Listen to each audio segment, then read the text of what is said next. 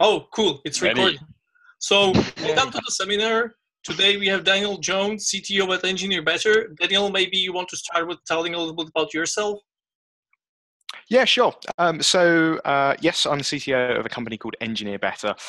We're a consultancy who help people kind of with technology to start off with. Often they have businesses that they want to be able to deliver software faster. So they get us involved to help with software problems. But then it turns out that they actually have organizational problems. They have problems with their processes and with how they organize their businesses. So we tend to start getting involved in helping with that. Outside of my work in Engineer Better, I've done a few things. Used to be a martial arts instructor until I had kids and didn't have any time anymore. Used to play in bands, that sort of thing. Yeah. That sounds very interesting. So, what are the topics that you're really passionate about, that we can talk about today, apart from like organizational related stuff and all of that? So I think there are a couple of things that have been on my mind recently. I mean, the ways that people work and some of the patterns that we see people adopt in workplaces and sort of anti-patterns of motivation. That's something that's a part of my working life with customers for a while. But something that's been on my mind more recently is the subject of a talk that I'm thinking about writing, and it sounds really cliched, but the talk would be called something along the lines of "Love in the Workplace." After some research that I did for a talk on diversity in the workplace, and particularly retaining women in technology workplaces.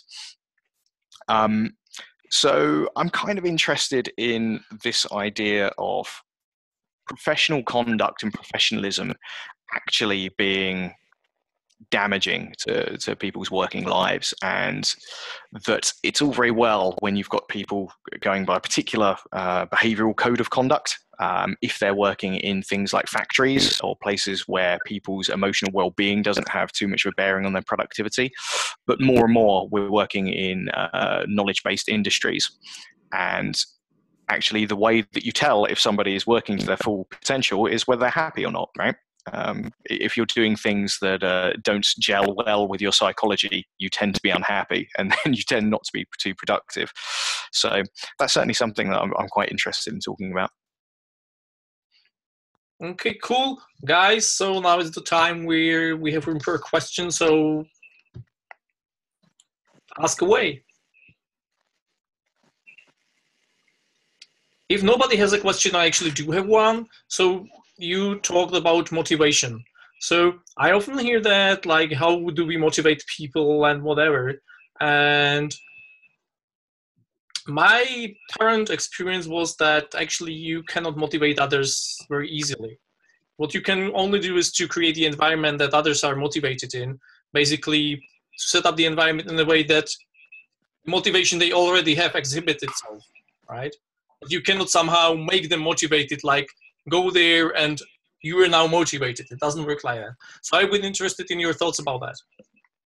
Yeah, sure. I think that's an accurate observation. If motivating people was easy, then one, my working life would be a lot easier.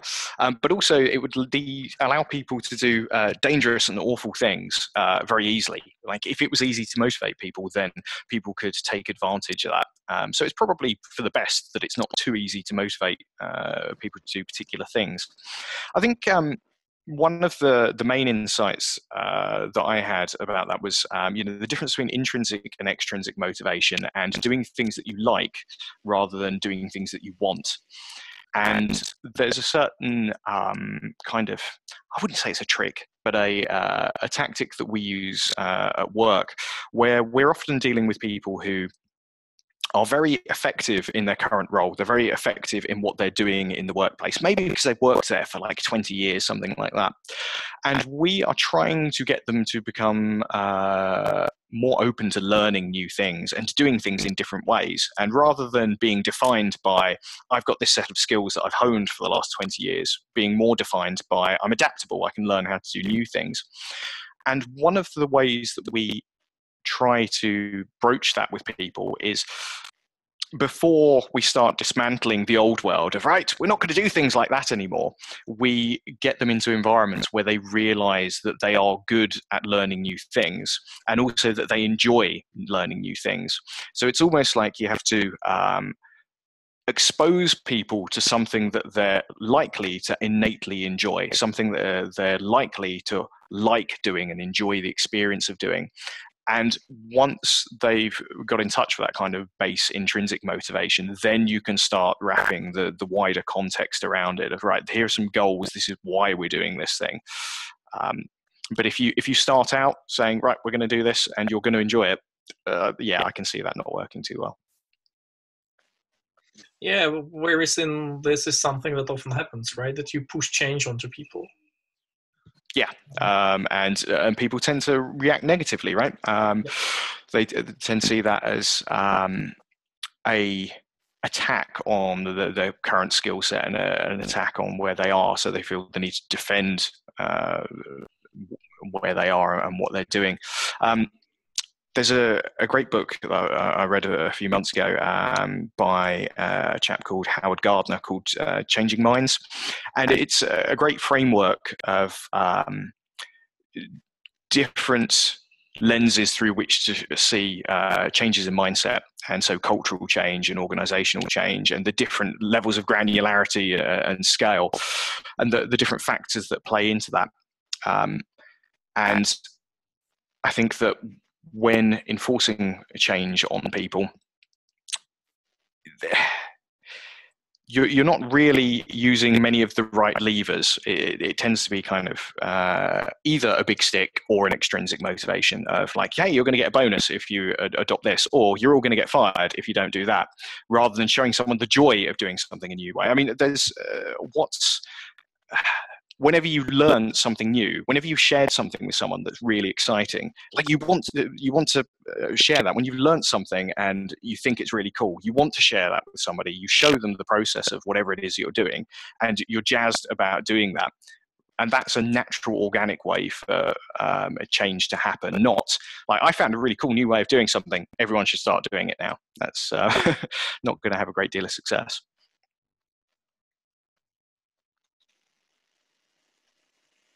I got to jump in with a question. I'm Sure. glad, Daniel, that you say that you're preparing a talk about love in the workplace. I'm started getting some people who wants to speak about love in the workplace, and I want to double click and see what does it mean for you. What would be the talk about? Could you give some details? Cool. Thanks. Yeah, I realised I should have elaborated on that a little bit more. So I was aiming to give a diversity talk, right? So I work in technology. There are very few people who are not middle-class white men in my industry. So I was looking at what I can do. I've got two daughters, 7 and 4. And I would like them to feel welcome wherever they are. And I would be outraged if anyone ever suggested to them that they couldn't do what they wanted to do with their lives because of their gender. But also, there's something that led me down this path was in my martial arts career, it was an absolute meritocracy, right? You were the belt that you wore around your waist when you entered the dojo. Nothing more, nothing else came into it. You would hit the women just as hard as you hit the men, otherwise they're not going to learn properly. So that gave me like this really kind of base, what's the word? Everybody was equal, and that was the mindset that I came into the workplace with. So I started looking at these diversity issues and trying to work out how I could make it better. And there's a lady called Karen Holtzblatt who runs a consultancy called In Context Design, who was doing some research in this area. So she's worked for folks like Microsoft and does a lot of user research. So she looks at how people use products and the environments that they use them in, the social situations they use them in, as well as just the kind of inner laboratory, looking at where people click and what people look at. And she was looking at how to retain women in technology. And one of the things that observation she made was that the women that she interviewed found that they needed greater acceptance of the issues that they had and the needs that they had. So if they were middle-aged mothers, then they will need occasionally to come into work late because the kids have had a nightmare, or that they didn't want to go to school in the morning, or somebody's ill. and those kind of issues. But so there's this issue of acceptance, right? But one of the other angles that I was going to this diversity research on was that there's another great book called Delusions of Gender, where a professor called Cordelia Fine has gone through looking at a lot of popular psychology and neuroscience findings that suggest that there is an intrinsic difference between men's and women's brains, and found that what differences there are not directly attributable to any behavior. And that actually it's much more of a cultural influence. So Karen had found all these instances where women in the workplace were leaving because they didn't feel that they were getting the acceptance they needed. And I was taking that not to mean that women in particular have these particular issues. It's just that in our workplace, in technology, women tend to be in a minority. And my insight to that was that when you're in a minority, you're likely to behave in the same ways that Karen was describing that women in the workplace might. If you feel ostracized from a group, not in with their in-jokes, then you're going to behave in a slightly more reclusive way. So, you know, that one of the observations that Karen had was that women in the workplace in IT might want people to push them forwards more, to ask them to put forward their ideas, whereas other members of the team might be gung-ho and ready to push their stuff and to push their ideas. So I'm getting to the love part. I haven't forgotten about that. So there's this issue of acceptance, and there's the issue of minorities.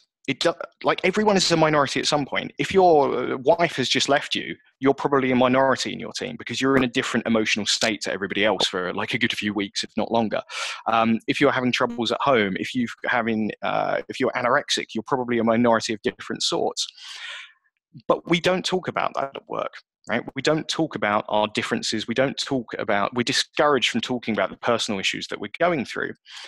And one of the other observations that I had that started making me think about how emotions should play a larger part in the workplace was where we work, we do agile development in software development. And one of the practices that we have is every week we have a team retrospective. Right? So the team get up and they talk about what went well this week, what went badly and needs improving, and other ideas they have for the team's processes. And one of my friends who's a director of engineering was really quite adamant that people shouldn't moan in these retrospectives. Because the retro is a method for self-tuning the team to tune its processes. And we don't want just endless whinging. We want actions. We want criticisms that we can take specific action from to improve things. But how do you observe how productive a human is? How do you observe how well-tuned and how well-operating a human being is? From their emotions, right? People can put on a great front all the time, but actually be cracking up inside until they hit a breaking point and then they have a nervous breakdown. So people being able to express themselves more in those sorts of environments and say, I'm having a hard time, or I don't feel like I'm being listened to, or I get angry when other members of the team do this because I think that this is happening and this is the conclusion I'm drawing to. Those sorts of things, if everybody was talking about them, then we would all be able to discuss them and get to the root of it. So there's these kind of threads of, we need acceptance, right? We need to, if we're going to be able to tune the humans in our teams to be more productive, we need to know their emotional state and we need to be able to do something about it. We need to be able to give them feedback. We need to be able to encourage them. And those sorts of themes of acceptance, of nurturing, of paying attention to people's emotional state, that sounds a lot like love to me. Right? That sounds like the kind of thing that you try and achieve in a relationship. And the incumbent practice of professionalism above all else, like I'm not going to show my emotions here, I'm going to have a stiff upper lip and I'm not going to bring my personal issues into the workplace. Yeah, there needs to be kind of some common sense around that. Otherwise, I can imagine things going very badly. But I think that limits how much we can improve each other in the workplace. it limits how much that we can be reactive to other people's issues and to bond as a team. I mean, think about how often you get teams that perform really well together who actually, they do most of their bonding in the pub after work. They don't do it in the workplace. They do it once the professional curtain has dropped. You know, once that's all done and out the way, then they go and be their real selves. And that's when they get a relationship and understand each other better. Wouldn't it be better if we just did that in the workplace rather than leaving it till Friday nights? So everyone ends up with a massive hangover. That's cool. That's yeah. Thanks for the explanation. And when I'm also trying to speak about emotion and love in the workplace. I'm wondering, what is your feedback when which feedback do you get when you talk about this in the different company you go and explain your thoughts, and they should take more care about emotion and let people bring emotion in the workplace? You have such conversation with clients and so? Yes, so the sort of stream of consciousness I just gave you was about a talk I want to give to kind of tie it all together. We tend to address it in much smaller chunks. So starting with the negative stuff, because that tends to be quite easy. People like to complain. People like to have a good old whinge at the end of the week. And that's a way of bringing into people's awareness that emotional state is important and that we need to pay attention to it. The next sort of step that we take is with feedback. So everybody talks about people being scared of failure, and that's complete nonsense, right? Because how many failed IT projects have you ever heard of? There's bazillions of the things. Almost every IT project fails by one dimension or other. What people are scared of is criticism. And if people are going to be able to accept criticism, they need to, one, know how to deal with it, but they also, their colleagues need to know how to deliver criticism and feedback. And that also involves an amount of emotional awareness. So we start with those sort of building blocks of, let's allow people to complain within bounds so we can see what things are causing issues and people can get stuff off their chest and so they feel better. And then how can we get this team to be less defensive? How can we get them to start paying attention to each other more? Right, well, you're going to have to be able to give decent feedback. You're going to have to be able to accept feedback. And part of that feedback is about being objective. A kind of trio of steps of, I saw this happen, it's made me feel this way, and this is the conclusion that I came to. Tends to be a good repeatable pattern for critiquing other people's behavior, because it's fairly hard to argue with. If you say something like, oh, you never listen to me, or you're always belittling me, that's quite a conclusion to jump to. If you say something like, I saw that in that meeting, after I put my point of view across, you didn't acknowledge it, and you moved straight onto a different topic, that made me feel sad and a little angry, and I now think that you don't value my opinion, then that gives people the building blocks to kind of pick apart the bit that was wrong. Like, oh, no, I didn't mean to completely change topic, or I did, but I thought this was a really important point, and it's not that I don't value your opinion. If you can express, so that's a good way of giving feedback to people, but a key part of the middle is the middle, which is expressing your emotions. And people need a little bit of coaching in doing that, because there are very few base emotions, right? I'm happy, I'm sad, I'm angry. Pretty much that's most of them, right?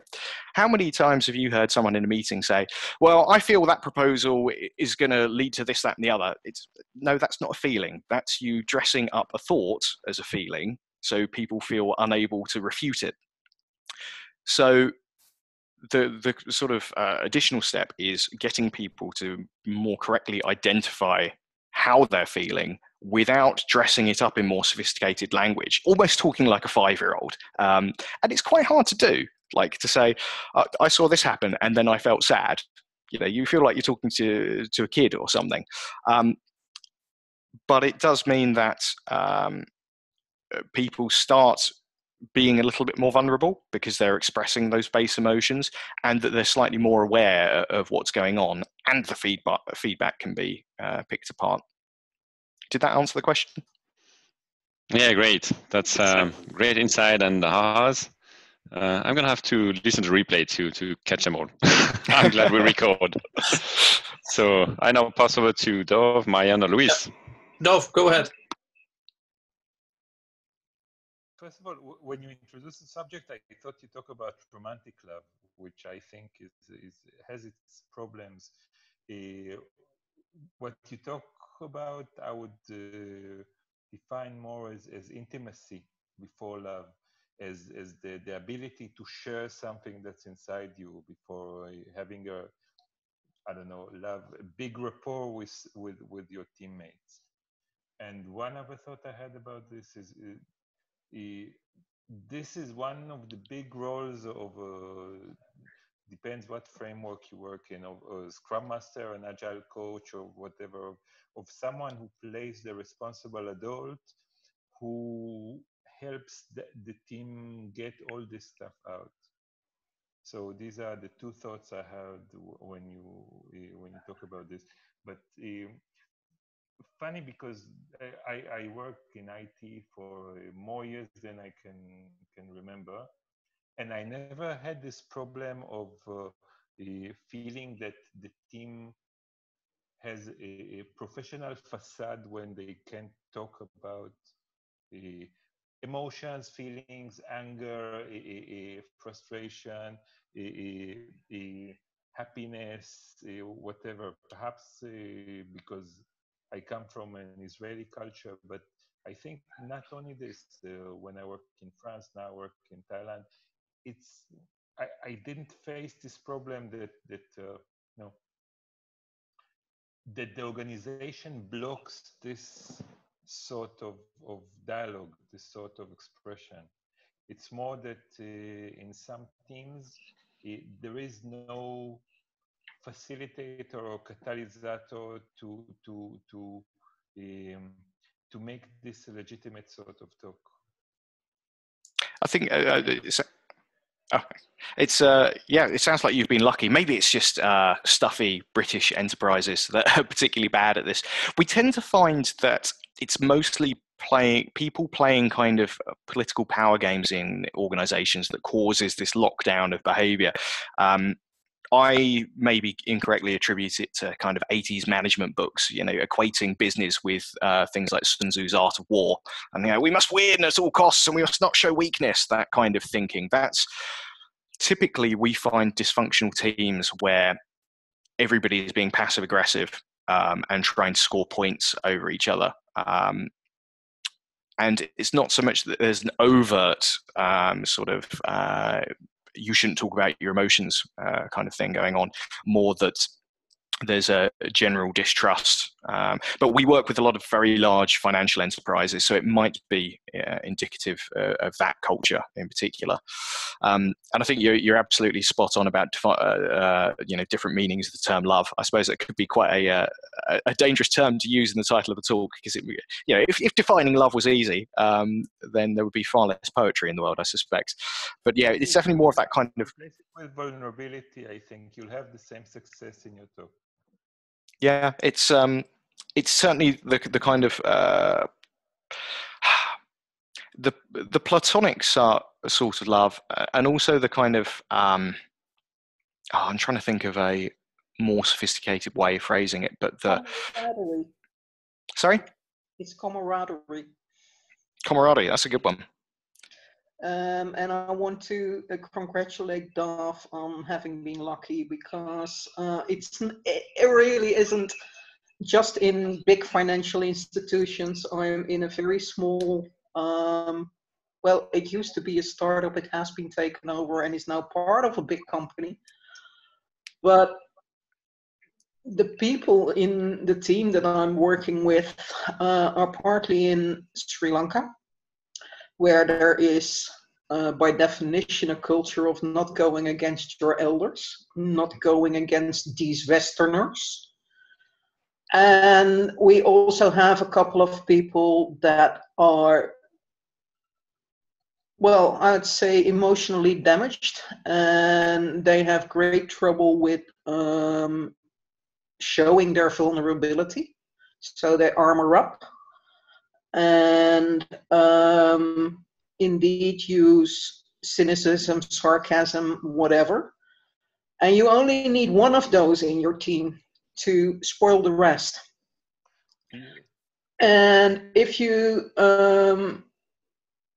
also there is a case of people, I used to be like that in a different colleague that is saying, yeah, but I don't really have any need for all this small talk and bonding and I used to be like that as well. And most of the time, most of my colleagues are really not all that interesting to me, except for when I'm at work. I'm very friendly with my colleagues. I like them, most of them I like. But I wouldn't be friends with them, and I don't want to be friends with them. My work is my work, basically. And yes, I can imagine that if you have very good relationships at work, then it becomes kind of like a family, and you can perform even better. But I'm in two minds whether that is necessary. And I wanted to make another point slash question, but I can't remember it. It'll come back to me. So just about your metaphor of the rotten apple, I see it the other way. I think it takes one person which allows themselves to be vulnerable to spoil the rest to be more vulnerable as well. I'm not sure, Dov. It takes only one, so to speak, rotten apple, a cynic, a sarcasm, for others to pick it up, and because it will all be done under the guise of a joke. It's a joke. When they see somebody reacting a bit like, oh, I don't like this much. It takes more than one to get it going the other way, especially if you have a disinterested, dysfunctional team, then one person opening up may not be enough. That's why I said it's not a matter of opening up, it's a matter, but perhaps, the only thing that's common to all the teams I've been here in is that I've been in them. And one of my roles today, one of the big roles, is that I'm a facilitator of groups. And it's not a matter of being vulnerable, it's a matter of pushing you a little bit out of your comfort zone and showing you that it's fine. That if you step out of your emotional rigid boundaries, I will be there to catch you when you fall. I think so that's, for me, that's the role of a facilitator in a group, is to push people a little bit out of where they're comfortable and to show them that it can be comfortable there as well. So it's not a matter, I'll rephrase what I said. It's not a matter of one person who allows themselves to be vulnerable. It's a matter of one person who helps the team as a team, and not necessarily one individual, to become more vulnerable, or whatever you want to call it. I think it's an interesting point that it's easy for little transgressions to build up, like that kind of cynicism and sarcasm. That low levels of that people tend to accept without challenging, and it's quite easy for that to spread around. And I think, Dov, the kind of not necessarily the example, but having somebody to facilitate, having someone to guide and signpost, or somebody to lead by example and say that either that behavior is not acceptable, I'd rather you didn't do that, or demonstrating by example of putting themselves in a position where they're celebrating people and for showing their vulnerability. That takes quite a bigger step. It's sort of that's quite it requires a strong leader or somebody with a lot of confidence to do that. Whereas the little sniping of sarcasm and cynicism, we probably see more of that in the workplace, or I probably see more of that in the workplace, because it's easier, it spreads more easily. It takes. Yeah, but it very, like, when someone is known for cynicism, then when there is a talk, I would say, okay, now it's your turn to put your dash of cynicism into the talk. I say, you have a place and it has a title, and we all are aware that you are the cynic. Come play your part in this big harmony of you know. So Dov, let me ask you this. If you weren't the facilitator and the defunct or default or both facilitators doesn't do anything about it, may even go along with it, how would you approach that? You mean if I wasn't a formal facilitator, or if I wasn't me? Unfortunately, I'm always me. So how? No, if you weren't a formal facilitator, how would you approach it? So I wasn't always a formal facilitator. Whenever I'm in a group and I see something happening, I address it. Not because I have the hat of the facilitator in the meeting, but just because I'm in a meeting and I try to get out of the meeting what I want from the meeting. Answers your question? Like it's not a matter of role, it's a matter of personal trait. I tend to say what I think, whether I'm a facilitator or not. Okay, I can shut up, but I can't lie. Because these are the rules that I put on myself in life. If someone gave me this role or someone didn't give me this role is minor. So if I have this role, it's easier. But you answered, but the thing is that I'm facing a kind of situation like that, and I'm still finding what would I call that? Finding my right to address it. Okay. What do you mean right to address it? Who gives you the right to address it? Me, but I have to give it to myself, and I am possibly not there yet.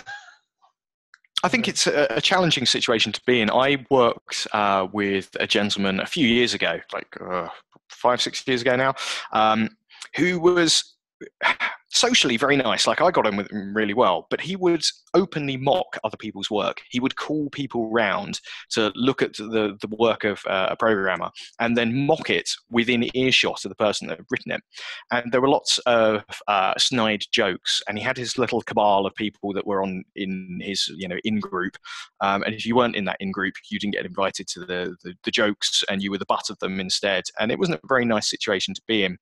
And I think I wasn't there for very long, thankfully. But one of the things that I tried to do there was find support from other people. Go, did you find that a little bit off? Is what he's doing there, was that okay? Establish a support group and then openly challenge it, I think, is in the politest possible way that you can without losing your temper in a social situation. So actually do it in the group, openly challenging it, rather, because what I've been doing with our local cynic sarcasm person is addressing it in private. And it has at times ameliorated, but she tends to drop back quite easily. With a tinge of self-derogatory remarks, so that you're basically, you can't say anything anymore because they've already taken the blame and blamed it on their blonde hair or whatever. And I'm trying to feel my way to bring it out in the open and to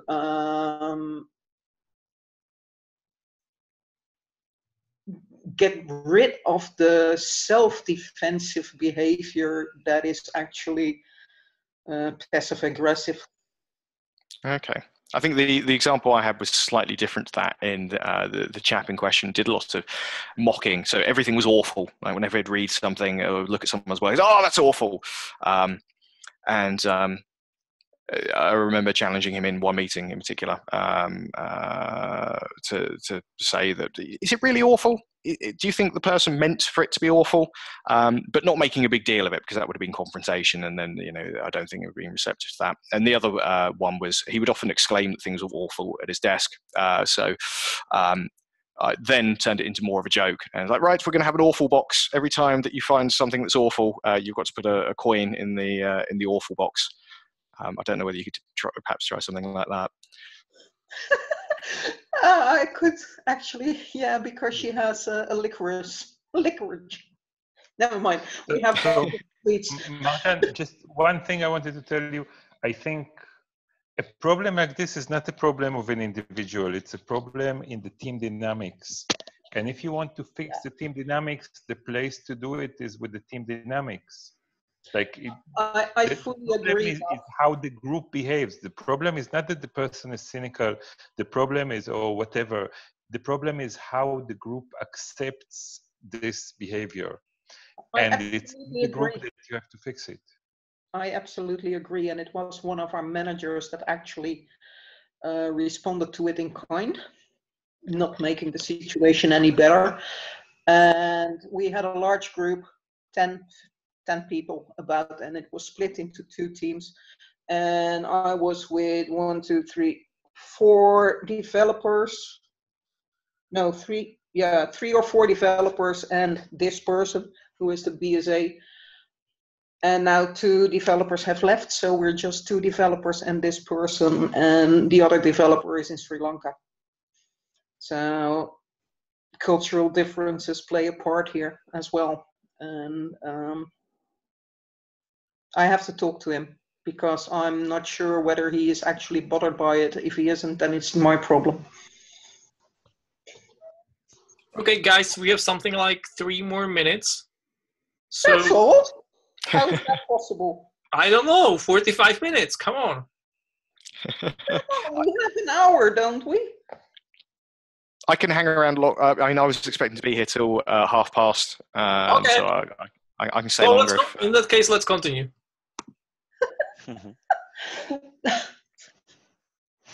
Sorry about protesting, but I always thought we're 45 an hour long. So. Okay, yeah, let's just continue.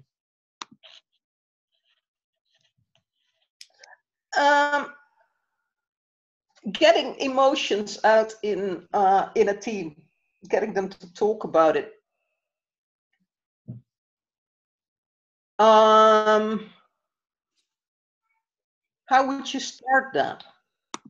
So we talked about it a bit already, but getting them comfortable with sharing those emotions. Emotions are scary for engineers.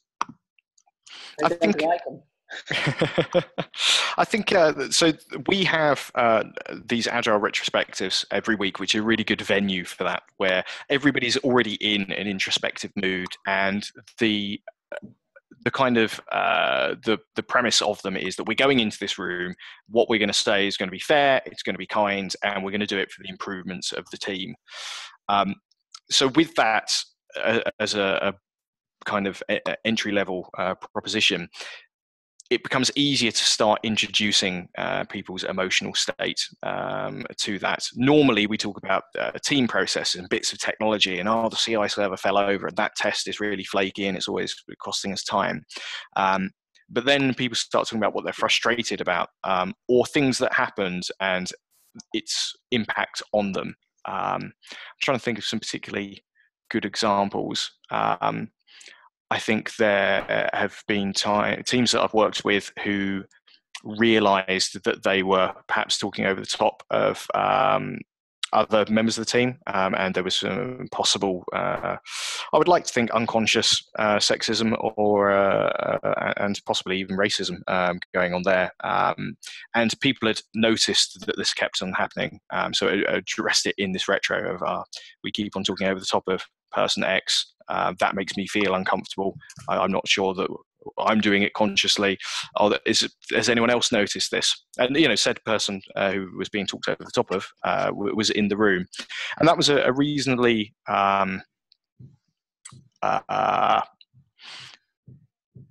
it was a way of bringing it to the fore without being particularly combative, without it being particularly heavyweight, but it did expose something that had been bubbling away and was implicit and made it explicit. So even if people sat there going, "No, I never do that," whether they admitted it, they were then aware of it and starts kind of gently nudging people's behavior around thereafter. So I think if you're already in that kind of space where we're trying to make things better, we're trying to not apportion blame, we're just trying to improve the machinery that is this team, it becomes easier to start talking about those kinds of issues. I mean, we also practice XP as well, so extreme programming, which comes with a set of values of simplicity, courage, communication, respect, and there is a fifth one. Feedback, I think. No, feedback can't be a value; it's an action. Yeah, I should probably know this off by heart. I was going to be training. We're just as. Where's Google? That's what I should have done. I should have sneakily Googled it in the background. I was looking. Let's have a look. Well, no, feedback is a value. Communication, simplicity, feedback, and courage. It is feedback. And then, interestingly, respect was added in a later revision of the book, which suggests that there might have been some problems with encouraging people to be courageous, give feedback, and communicate without respect. I think that probably tells a story there. So, we practice XP, and I think that we pair program as well. So we are already hiring people with more tendency to be empathic and to have social sensitivity. But we teach that to our customers as well. And we find some interesting kind of, that's where the cool stuff happens, is where we're trying to turn these people around who have been working in the bank for 20 years and are very defensive and very negative and very cynical, is slowly showing them by example that you can be excited about this stuff, and we can talk about how we feel, and we can ask questions about other people's conduct and try and make things better. I think it takes a certain amount of demonstration and kind of, it's not leadership exactly, but doing it by example, of showing people there are other ways to behave. One of the strategies that we use in terms of making that work is getting the customer to come to us. So we had a engagement a couple of weeks ago where we were teaching some folks that were doing. Is everyone here from an IT background? How many of the people watching this back would be of IT? So people that work in a factory doing assembler and C on low-level systems, they've always worked in this factory. Many of them been there for decades, and we wanted to teach them. DJ. Sorry. Can you still hear me? Yeah, we can hear you again. Okay, sorry. We lost you for a bit. We lost you at where you bringing customers to your place? Okay, yes. So we, rather than embedding directly in a customer's location, we bring them to our location where everything is shiny and it's full of hipster equipment and, free snacks, free beer in the evenings, all those kind of things. To snap them out of the way that they've been working. So bring people out of their current context to try and prompt that mindset shift or to loosen it a little, if you will, to kind of, it's a bit like taking a plant out of the pot. If you shake it a little bit first, then it's easier to do. And the bringing them out of their environment is a bit like shaking that pot. Cool. I have a reverse question for you, if Thomas and Dov will allow me. Motivation is something that you can only encourage. I can't motivate you. You can't motivate me. It's similar with trust. I can do all things right, but it's your decision to trust or not to trust me.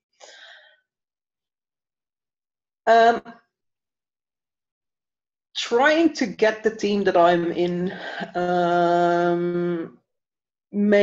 to a more open level, and it's probably way beyond my capabilities and experience at the moment. And I've just had interviews with a couple of companies that I would have liked to work with. But then you get the point where I'm in a career switch. But yeah, we like you, but not enough experience. One of the things that I'm wondering is, what is it that when you go to interview with a company that you can particularly look out for to know whether they've got this bit of motivation, emotion, the happy workplace, so to speak, that they at least get it, they're working on it. Because it's kind of difficult to recognize, and a lot of, as we all complain about in Happy Melly, there are a lot of companies that are doing Scrum or doing Agile or whatever, but they're not really being Agile. So oh yeah, that's what would be telltale signs to say, okay, I'm out of here. I'm not going to extend my torture. Excellent. So I didn't realise that the audience would be as IT savvy as you all are. Otherwise, I could go on rants about Scrum for longer than an hour for sure. No, I can rant better. So I think some really interesting things that you can try and find out about that. I mean, in an interview situation, ask if you can walk around the team, go and see where the team sit, see how they're working, how much they're communicating, things like that. How long does it take you to get something into production? Who are our users? When do we get to see the benefits of our work? Those are the sorts of things that, for example, we engineer better, we don't offer bonuses, right? We're a small company. We hardly offer any perks, but we try to be as nice as we possibly can and to accommodate people as best as we can. And we also try to arrange work where we stand a good chance of success. And that success means seeing the end customer being able to do something they couldn't do before. And I think one of the things that's typical in IT is this massive disconnect between the work that you do and then seeing someone benefit from it. And there are all sorts of studies that show that people are more motivated when they see that the work they're doing makes a difference to people. And it's not just some sort of abstract thing of 3 months later, oh, by the way, that project you worked on, yeah, that went live. So, oh, great. What was that again? Did I even work on that? I can't remember. I've got a deadline next Friday, so I'm, up to my ears in something else. So asking people about how do you see the benefits of your work? How quickly does stuff get into production? How do you tell when it was successful? That's a really good question to ask, because if the company isn't looking at metrics or having some sort of understanding whether they've built the right thing, they're probably not going to be around for a very long time, and they're definitely not going to be very much fun to work for because they won't have any clear direction. We were at a bank not so long ago that it's being recorded, so I can't allude to who it might have been. But we asked them, they were asking us about digital transformation. And we said, how do you know if you built the right thing? Well, if it came in on time and on budget. Okay. How do you know, so how do you know if you built the right thing, though? That tells you if you did it right. How do you know if you built the right thing, if what you built was correct? I was, wow, there was a spec. There's a requirements document. Okay, great. How do you know if the requirements document was right? Well, there was a BA. There was a BA who wrote it. They would have been paid to do it. And, it would have been sent around everybody and everybody would have agreed. How do you know if what the thing you were delivering was useful for anyone? How do you know if it added any business value? Oh, well, we've never really thought about that. We just get told to do things. And that thought process of actually looking at the impact you're trying to have on the world and seeing, have we done the right thing or not?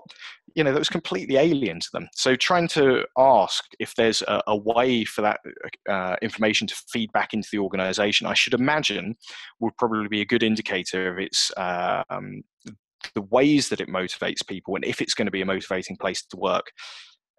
Because if they don't have those sorts of things in place, they're probably going to motivate people with things like smart targets and annual bonuses and career progression and all that sort of nonsense that